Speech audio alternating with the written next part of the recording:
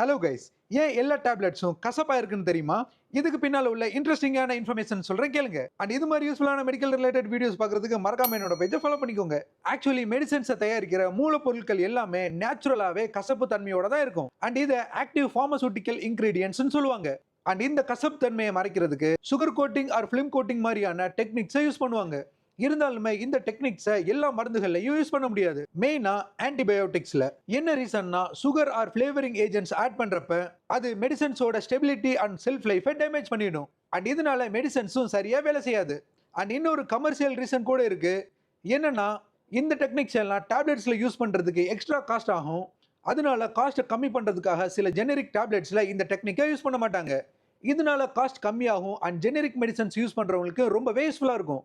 Even coating பண்ண டேப்லெட்ஸை உடைச்சாலோ R வாயில ரொம்ப நேரம் வச்சிருந்தாலோ கோட்டிங் கரைஞ்சு கசக்க ஆரம்பிச்சிடும். கான்செப்ட் என்னன்னா டேப்லெட்டை இமீடியட்டா சால்வ் பண்ணிடணும். ஸோ நெக்ஸ்ட் டைம் உங்களுக்கு டேப்லெட்ஸோட டேஸ்ட் ஹாரிபிளா இருக்குன்னு தோணுச்சுன்னா அது மெடிசன்ஸோட ஃபால்ட்டும் இல்லை அண்ட் நீங்க சாப்பிட்றதும் உங்களோட ஃபேவரட் சாக்லேட்ஸும் இல்லை. It is the science and medicines doing it's job. So that's it guys. Information யூஸ்ஃபுல்லாக இருந்தால் வீடியோ ஷேர் பண்ணுங்க அண்ட் தேங்க்யூ ஃபார் வாட்சிங் மை வீடியோஸ்.